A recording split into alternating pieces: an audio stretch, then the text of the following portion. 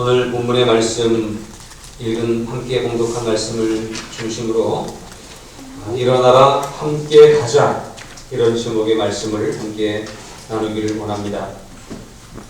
오늘은 말씀드린 바와 같이 종려주일입니다.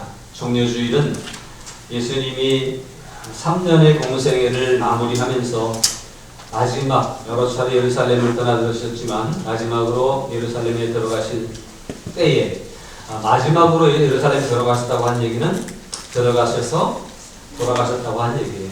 근데 마지막으로 예루살렘에 들어가실 때에 마치 그 분위기를 알았을까 유대인들이 예수님이 오심을 환영하며 기뻐했던 그러한 상황이 벌어졌습니다.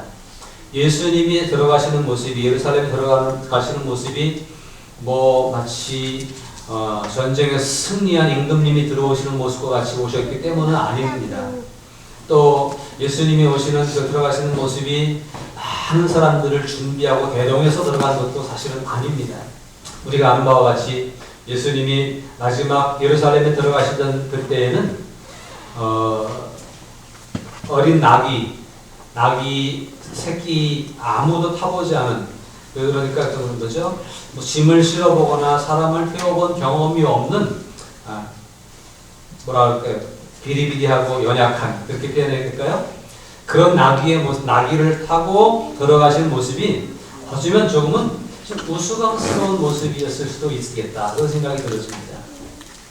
그래서 그분을 보고 예수님이 예루살렘으로 입성하시는 그 모습, 나귀 새끼를 타고 어그적 이렇게 들어가는 그 모습이 왕의 모습은 결코 아니었음에도 불구하고 왜 그 순간 유대인들이 예수님을 그렇게 환호하며 호산나 찬송하리로다 주의 이름으로 오시는 왕이요, 그러면서 예수님을 경배했을까? 참 어떤 면에서는 의아한 부분도 있습니다. 그런데 아마 이 백성들이 그렇게 예수님을 환영하고 환호했던 이유는 그 순간만이 아니라 그 이전에 있었던 여러 가지 기적 사건들과 말씀과 또 이런 표적들을 보여주심으로 말미암아 예수님의 소문이 드러났고, 예수님과는 관계없이 사람들의 입에서 입으로 전달되는 그 소문 가운데에는 이분이 아무래도 우리 생각에는 유대인의 왕으로 오신 분 같아요. 로마의 지배를 받고 있는 유대인들을 이제는 비로소 해방시켜주고 자유를 주시는 분일 것 같아 라고 하는 자신들의 생각이 예수님을 이렇게 환호할 수 있었지 않았을까, 그런 생각을 우리가 해봅니다.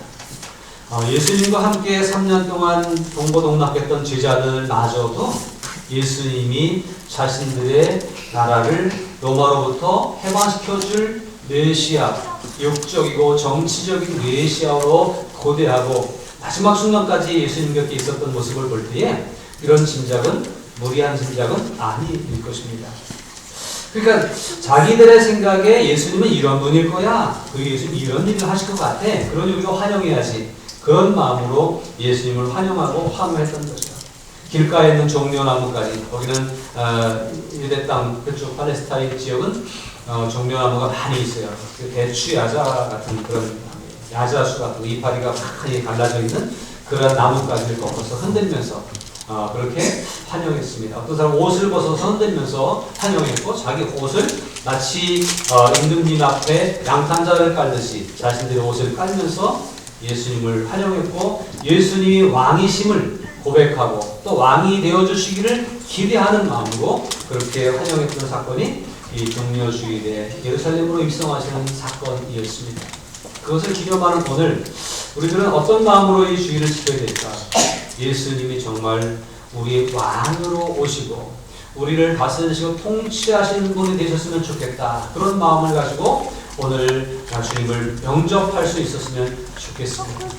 물론 그 당시 유대인들이 기대했던 것처럼 정치적이거나 어떤 육신적인 안위를 추구해 가져다주는 그러한 왕은 아니실지 모릅니다.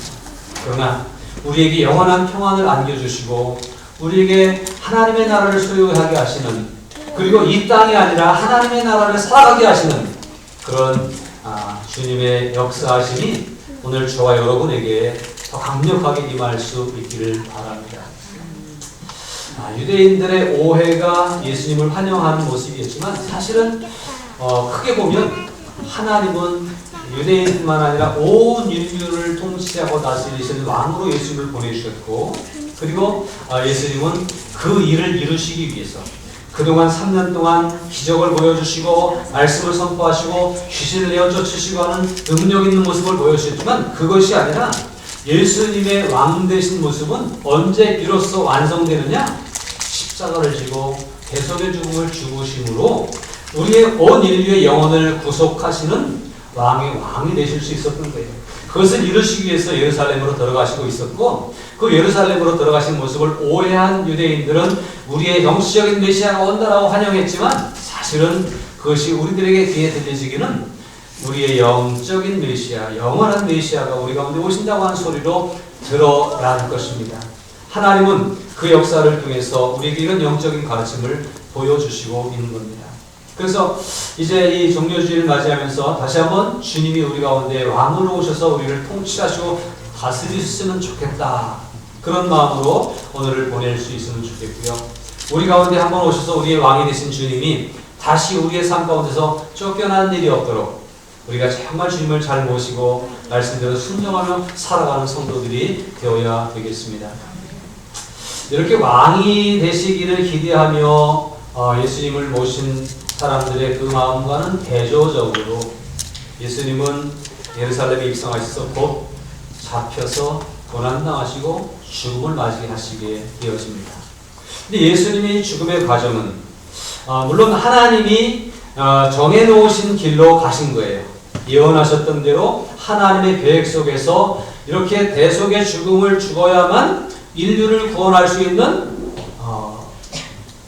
그 하나님의 뜻이 이루어질 수 있기 때문에 하나님의 계획 속에서 예수님은 죽으셨지만, 그 죽으심이 그 하나님의 뜻, 전체적인 하나님의 뜻으로 볼 때는 가야 할 길을 가신 것이고 되어져야 될 일이 되어진 것이지만, 그러나 예수님이 십자가에 달려 죽으신다고 하는 사실은 참 안타까운 일이고 어떤 면에서는 참 속상한 일이잖아요.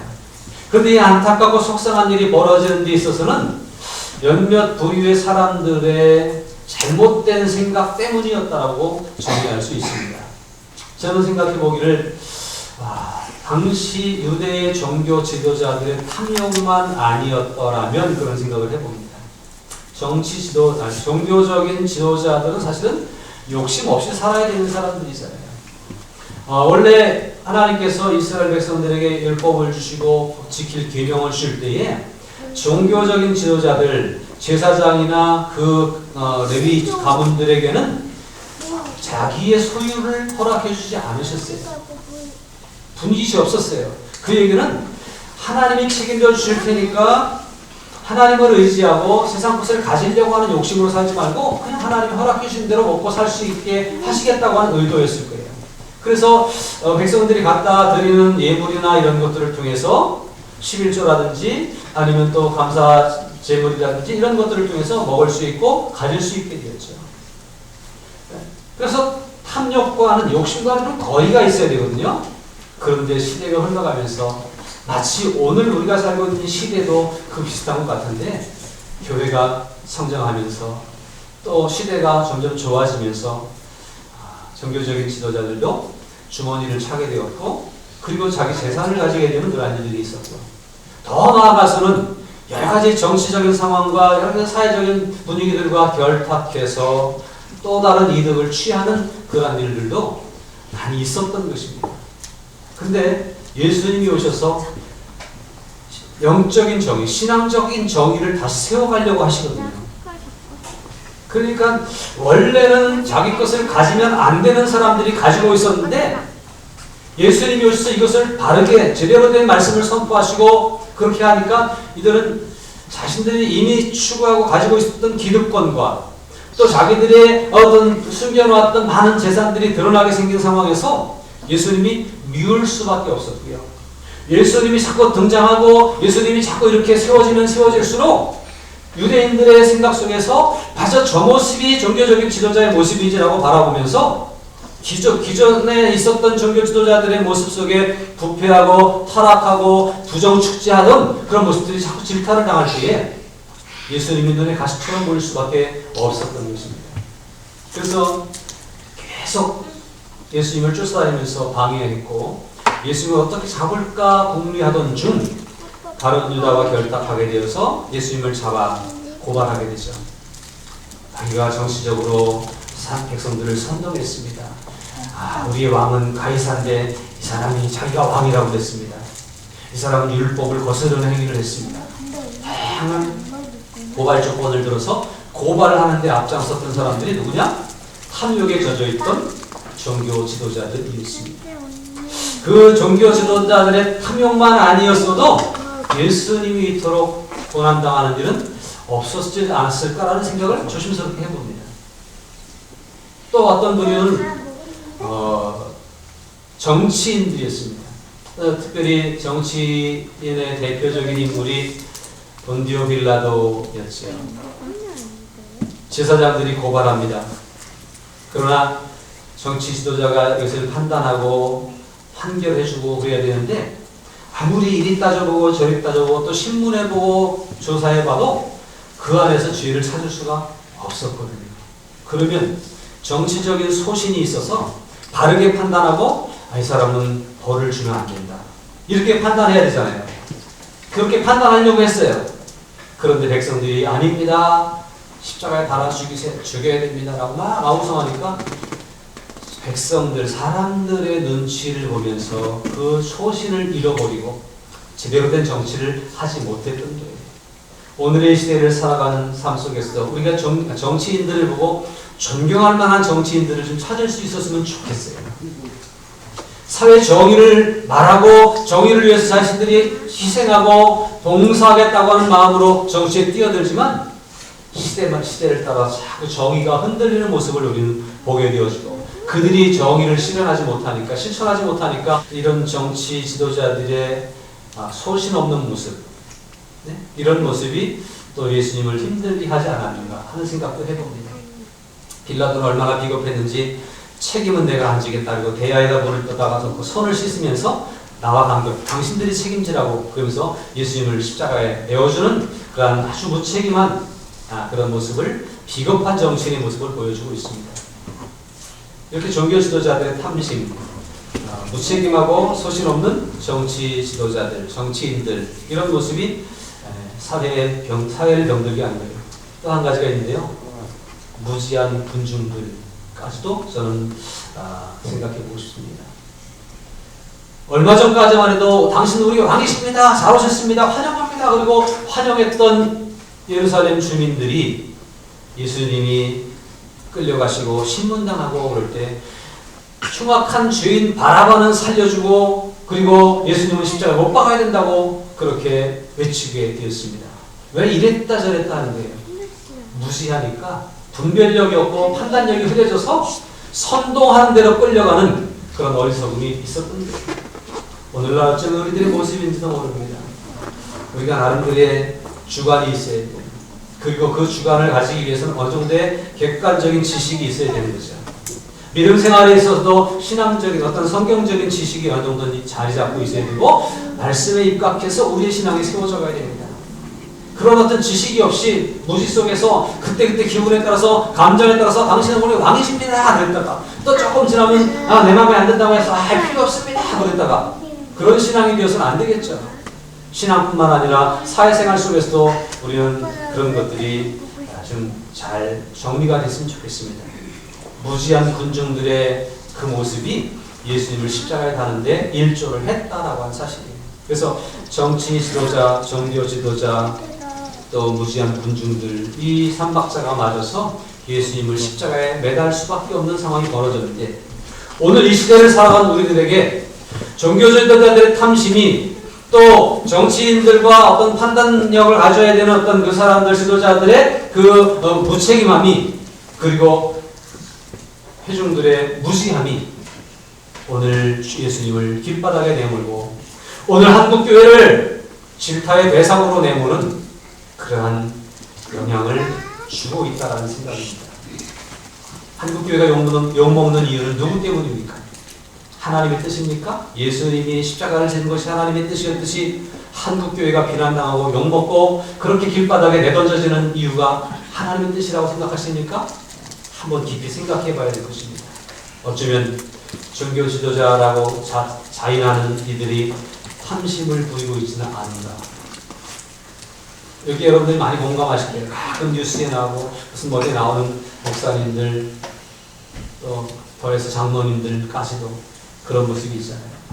그 교회 정치를 한다고 하면서 중심을 잡지 못하는 그 교회 정치꾼들, 아니 어쩌면 교회를 이끌어가는데 함께 이렇게 의견을 내놓고 또 같이 의견을 모으고 하는 우리 모두에게도 그런 모습들이 있을지 모릅니다. 분명한 소신과 그 다음에 정의를 실현하는 일들을 위해서 힘써야 되는데 그렇지 못한 모습들이, 또 성도들이 그저 감정에 치우치면서 그냥 생각 없이 모이는 모습 속에서 교회는 교회되지 못했고 교회는 길바닥으로 내몰릴 수밖에 없는 상황이 있는 것 아닌가 생각합니다. 그래서 우리 모두가 반성하면서 오늘 이 종려주일에 주님의 교회가 온전하게 세워지기를 위해서 예수님이 정말 온전한 우리의 왕으로 임재하시고 역사하시고 우리를 다스려 주심으로 우리 안에 온전한 하나님의 나라가 세워지기를 원하는 마음으로 우리의 처한 위치가 어느 곳에 있든지 회개하며 우리의 자리를 다시 잡고 바로 설 수 있기를 힘쓰는 그런 우리 모두가 되었으면 좋겠습니다. 이렇게 잘못되어져 가고 있고 참 위기를 당하고 있는 한국교회 앞에 또 그 당시에 예수님이 고난을 앞두고 있는 그 상황 가운데서 예수님이 오늘 말씀하신 말씀을 잘 귀 기울여 듣고 판단하면서 그대로 따라갈 때에 우리는 제대로 된 삶을, 제대로 된 신앙을 지켜갈 수 있으리라 생각합니다.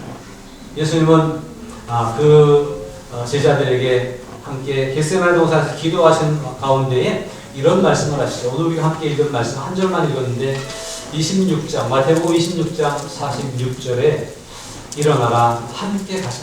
보라 나를 타는 자가 가까이 왔느니라고 하는 말씀을 하십니다. 오늘 제목이 뭐예요? 여기 있는 말씀 그대로 일어나라 함께 가자라고 합니다. 오늘 예수님이 위기를 당한 한국교회 앞에 당시 아무것도 모르고 있던 분위기 파악을 못하던 제자들 앞에 하신 말씀은 뭐냐? 일어나라 함께 가자라고 하는 거예요. 오늘 우리가 이 말씀을 잘 새겨 듣고 일어나서 함께 갈 수 있는 성도가 되어야 되겠습니다. 먼저 일어나라고 말씀하시는 거예요. 일어나라. 어떤 부분에서 일어나야 될까요? 그들이 지금 앉아 있었거든요. 길에 있었거든요. 누워 있었거든요. 그래요. 겟세마네 동산으로 마지막 십자가로 인한 어떤 중압감, 그것을 이기시기 위해서 기도로 헤쳐나가시기 위해서 겟세마네 동산으로 기도하러 가셨던 예수님이 겟세마네 동산에서 땀방울이 빗방울이 될 정도로 진액을 짜내는 기도를 드리고 있는 순간에 제자들에게 기도하자고 그렇게 요청하셨습니다. 우리가 46절 읽었습니다만 38절에 보면 이에 말씀하실 때 내 마음이 매우 고민하여 죽게 되었으니 너희는 여기 머물러 나와 함께 깨어있으라. 이거 무슨 얘기예요? 내가 지금 기도하러 가는데 내가 너무 힘들고 어려워서 내가 지금 곧 십자가를 져야 되는데 감당하기 너무 힘들고 어려워서 내가 이거 기도하지 않으면 안 되는데 나를 위해 깨어있어 기도해달라고 제자들에게 요청을 하고 그리고 가서 기도하셔요. 뭐라고 기도하십니까? 하나님 할 수 있거든 이 잔을 내게서 옮겨주세요. 이거 꼭 해야 됩니까? 라고 기도하시죠. 그러나 기도하시면서 기도하면 할수록 기도의 내용이 바뀌는데요. 기도하시면서 예수님이 본래는 본 모습을 본 마음을 표현하시지만 하나님 이건 내 뜻이 아닙니다 라고 말씀하셨지만 그러나 내 원대로 내 뜻대로 하옵시고 아버지의 원대로 하옵소서. 그렇게 기도하면서 이 십자가의 길을 가기로 결단하고 그리고 제자들에게 와서 봤는데 제자들이 기도하지 않았어요. 졸고 있었어요. 피곤하니까 자고 있었어요. 또 말씀합니다. 40절입니다. 제자들에게 오사 그 자는 것을 보시고 베드로에게 말씀하시되 너희가 나와 함께 1시간도 이렇게 깨어있을 수 없거냐? 내가 이렇게 간절히 기도하는 시점에 꼭 기도가 필요한 이때에 1시간도 나와 함께 깨어있을 수 없더냐? 라고 말씀을 하십니다. 그리고 또 기도하십니다. 그런데 여전히 제자들은 졸고 있고 피곤을 이기지 못하고 있습니다. 41절에 시험에 들지 않게 깨어 기도하라. 마음에는 원이로되 육신이 약하도다 라고 말씀하십니다. 기도해야 되는 이유는 시험에 들지 않기 위해서 있어요. 예수님이 오늘 겟세마네 동산에서 간절히 기도하셔야 됐던 이유는 십자가를 져야 된다고 생각하고 오셨고 십자가 길로 여기까지 묵묵히 오셨지만 맞닥뜨리고 나니까 두려움이 왔던 것이고 인간적인 마음이 올라왔던 거예요. 그래서 이게 좀 그냥 넘어가면 안 될까라는 생각이 왔고 예수님이시면서도 시험을 받았다고 하는 사실입니다. 그러나 그 시험을 이기기 위해서는 기도해야 되겠기에 기도의 자리로 나아가셨고 오늘 우리들에게 일어나라! 라고 말씀하시는 그 말씀은 깨어있어라! 졸지 말아라! 기도해라! 라고 하는 말씀이라고 하는 사실이에요.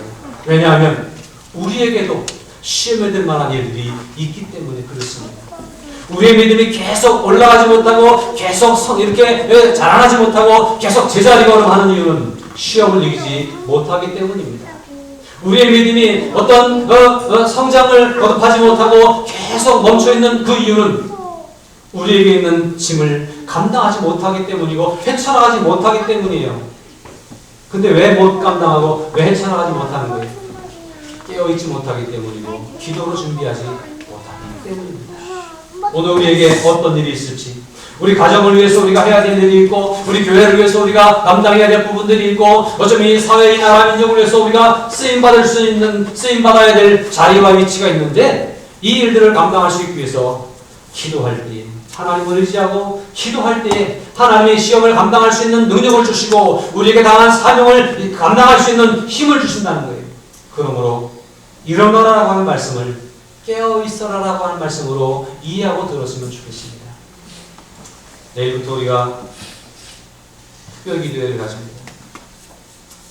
물론 짧은 시간이지만 주님이 오늘 나와 함께 한 시간도 깨어있을 수 없더냐라고 말씀하셨던 것처럼 주님과 함께 단 5일만이라도 함께 할 수 없더냐, 깨어있을 수 없더냐라고 하는 말씀으로 이해하면 어떨까 생각합니다. 그리고 주님과 함께 깨어있어 기도하는 우리들이 되어야 되겠습니다.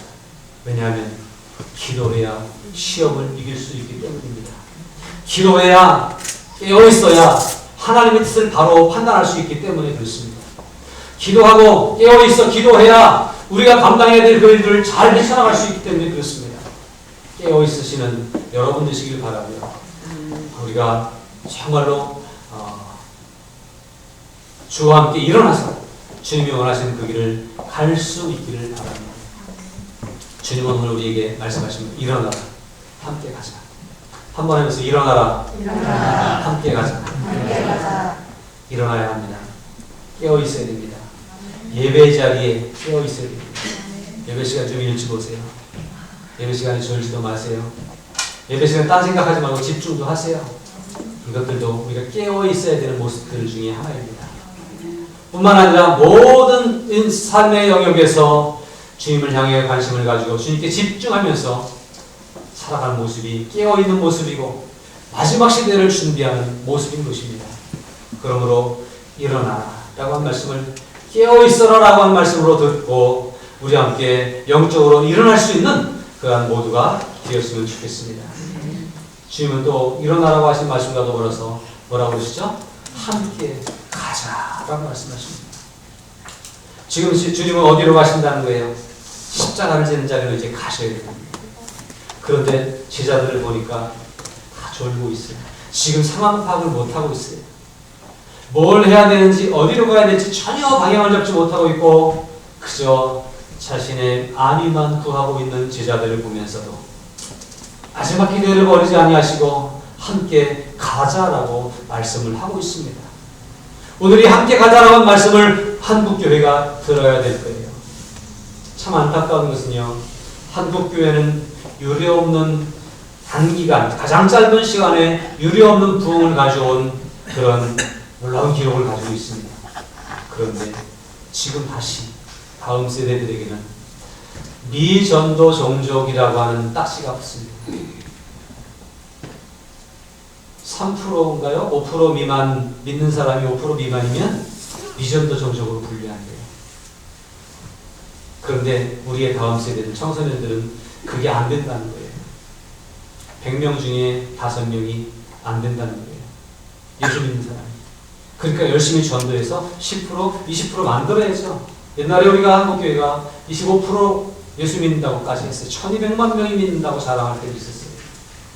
물론 거품이 있고 뻥이 있었지만 그러나 지금은 거품을 다 포함하고 그래도 800만 명, 600만 명 더 심각하게 교회 와서 있지만 600만 명 안에 들어있지만 그 안에서 정말 주님과 함께 갈 수 있는 사람은 몇 명일까라고 하는 것이죠. 교회 가는 것이 믿는 게 아니에요. 주님과 함께 갈 수 있는 사람이 제대로 믿는 사람입니다. 우리에게 주님은 말씀하십니다. 나와 함께 가자. 함께 갈 수 있어요. 예수와 함께 있던 자 중 하나가 손을 펴 칼을 빼어 대제사장의 종을 쳐 그 귀를 떨어뜨렸습니다. 이에 예수께서 이르시되 내 칼을 도로 칼집에 꽂아라. 칼을 가지는 자는 다 칼로 당하느니라. 어떤 상황인지 아십니까? 함께 가자. 그때 누가 왔어요? 가룟 유다가 옵니다. 예수님에게 입을 맞추고 거기 함께 갔던 군인들이 예수님을 잡으려고 그럽니다. 그 예수님은 순순히 잡혀가시려고 합니다. 왜요? 예수님은 그 길을 가시기 위해서 오늘 기도하셨거든요. 당신이 잡혀가셔야 십자가를 질 수 있기 때문에 그것을 위해서 힘들지만 기도하면서 힘주세요, 도와주세요. 그리고 기도하고 잡혀가시기로 이제 다 마음을 먹고 잡으러 왔느냐? 내가 여기 있다. 내가 그다. 날 잡아가라. 그리고 잡혀가시려고 하고 있거든요. 그런데 그 중에 한 사람이 칼집에서 칼을 떼가지고 휘두르다가 잡으러 온 사람 귀를 딱 잘랐습니다. 예수님 말씀하십니다. 이것까지 참아야 됩니다. 예수님은 함께 가자라고 말씀하시는데 제자들은 거부하고 있는 거예요. 안 잡혀가려고 하고 있는 거예요. 칼을 휘두르면서 난 못 잡혀간다고 하는 거예요. 이것이 우리들의 현실 아닙니까? 주님이 함께 가시고자 할 때 오병에 떡 먹는 자리 거기는 함께 가고 싶겠죠. 막 기적을 보여주고 그리고 죽은 사람이 살아나서 막 인정받고 박수받는 자리 거기는 함께 가고 싶겠죠. 그러나 어쩌면 우리가 정말 가야 될 자리는 고난받는 자리, 어둠의 자리, 저 낮은 곳 거기가 우리가 주님을 따라가야 될 자리 아닙니까? 근데 거기에는 안 간다는 거예요. 칼을 휘두르면서 난 거긴 못 간다고 하는 거예요. 이렇게 주님이 가자고 하는 그 말씀을 거부하는 제자들이 있었습니다. 그뿐인 줄 아십니까? 50절 이하에 보니까 제자들이 다 예수를 버리고 도망 뿜뿜이 흩어졌어요. 감당할 수 없어요. 너무 무서웠던 거예요. 주님은 감당하기 어려운 부분을 기도하며 헤쳐나가기를 원하셨고 간절한 기도로 힘을 얻어서 주님이 힘을 주셔서 성령을 부어주셔서 그 길로 갈 수 있도록 힘들지만 결단하고 나아가지만 함께 가자고 했는데 제자들은 기도하지 않았기 때문에 깨어있지 않았었기 때문에 그들은 두려웠고요. 감당할 수 없어서 흩어졌습니다. 다 도망해 버렸습니다. 한 청년이 벗은 몸에 배 혼니부를 두르고 예수를 따라가다가 무리에게 붙잡힙니다. 겉옷을 걸치고 있었다는 얘기죠. 그런데 붙잡으니까 옷을 벗어 제끼고 몸만 빠져나간 거예요. 네? 배 혼니부를 버리고 벗은 몸으로 도망하니라. 이렇게 겉옷을 두르고 걸치고 가다가 붙잡히니까 옷 뺏기거나 말거나 몸은 살아야 돼. 나 살아야 되겠다고 빠져나가서 도망간 거예요. 벗은 몸으로 부끄러운 줄도 부끄러운 게 중요해 사는 게 중요해요. 그래서 도망가 버린 거예요. 오늘 크리스찬들이 많은 그리스도인들이 우리의 부끄러운 모습을 드러내면서도 주님을 온전히 따라가지 못하는 모습들이 있다는 사실입니다. 그게 부끄러운 줄 알아요. 그런데 못 가겠는 거예요. 살아야 되겠다고 생각하는 거예요. 세상적으로. 그러나 주님은 우리에게 함께 가자라고 하시는 말씀을 오늘도 계속하고 있습니다. 함께 가실 수 있는 저와 여러분들이 됐으면 좋겠습니다. 주님이 가시는 곳이라면 어디든지 가난한 자들을 찾아가셨잖아요. 병든 자들을 찾아가셨잖아요. 안 믿는 사람들을 찾아가셨잖아요. 도움이 필요한 사람들을 위해 찾아가셨잖아요. 칭찬받고 대접받는 자리가 아니라 섬기는 자리에 가셨잖아요. 그곳에 주님이 함께 가자고 말씀하십니다.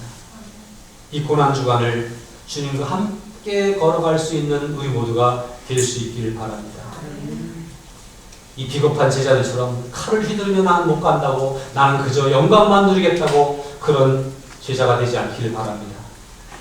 나도 모르겠다 그러고 옷을 벗어 제끼고 부끄러운 줄도 모르고 도망가는 그런 부끄러운 신앙인이 되지 않기를 바랍니다. 주님은 우리에게 함께 가자고 하십니다. 마태복음 16장 24절에서 예수께서 제자들에게 이르시되 누구든지 나를 따라오려거든 자기를 부인하고 자기 십자가를 지고 나를 따를 것이니라고 말씀하십니다. 함께 가자. 그 말씀은 내가 십자가를 지러 가는데 함께 가자. 그런 말씀이에요. 주님은 오늘 십자가를 지심으로 인류 구원의 역사를 이루셨습니다. 주님이 십자가를 지심으로 하나님의 뜻을 이루셨던 것처럼 오늘날 이 시대에도 주님은 하늘나라에 가셨지만 이 시대 속에서 주님이 가셨던 그 길을 함께 가고 주님이 맡겨주신 십자가를 제대로 지는 사람을 통해서 하나님의 나라가 이루어질 것입니다. 영원 구원의 역사가 일어날 것입니다. 함께 갈 수 있기를 주님으로 축원합니다. 함께 가시자고요. 영혼을 구원하기 위해서 그 길로 우리가 가야 되는 거예요. 하나님의 나라를 이루기 위해서 우리가 그 길로 가야 되는 거예요. 하나님이 원하시는 것은, 우리 믿음의 사람들에게 원하시는 것은 주님과 함께 가기를 원하시고 있는 거예요. 힘들고 어려운 일은 주님이 하세요. 주님이 이루어오신 평안과 축복과 그런 것만 나는 누리겠습니다. 그러지 마시고요. 그 함께 가는 그 끝에 평안이 있는 줄로 믿으시길 바랍니다. 함께 가는 그 끝에 축복이 있는 줄로 믿으시길 바랍니다. 우리는 평안을 원하고 우리는 축복을 원하지만 그건 그냥 주어지는 것이 아니라 주님과 함께 십자가 자리까지 나아갈 수 있는 사람에게 주어지는 축복이라고 하는 사실이에요.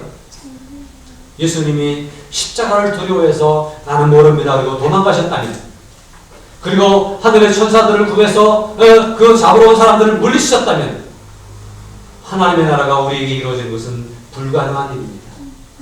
그래서 주님이 그 길을 기꺼이 가셨더니 하나님의 뜻이 이루어졌고 우리를 향한 구원이 완성되었고, 그렇게 십자가를 지셨던 예수님을 하나님께서 다시 살리신 줄로 믿습니다. 주님을 따라가는 길은 고난의 길일 거예요. 그러나 그 고난의 끝은 축복이고 기쁨이고 행복인 줄로 믿습니다. 우리가 세상에서 찾으려고 해도 찾을 수 없는 그 길이, 그 축복이 그 십자가의 끝에 있다고 하는 사실을 믿고 주님과 함께 동행할 수 있는 저와 여러분들이 될 수 있기를 부탁을 드립니다. 고난주간을 가치 있고 의미 있게 보낼 수 있으면 좋겠습니다. 함께 희생하고 헌신하고 금식하고 또 마음을 졸이고 절제하고 그러면서 하나님의 나라를 위해서 희생하고 헌신의 길을 걸어갈 수 있는 저와 여러분이 된다면 부활절이 더 기쁨의 부활절이 될 것이고, 어쩌면 우리 안에 그 부활절에 주님이 이루시는 영원 구원의 열매를 이룰 수 있게 될지도 모릅니다.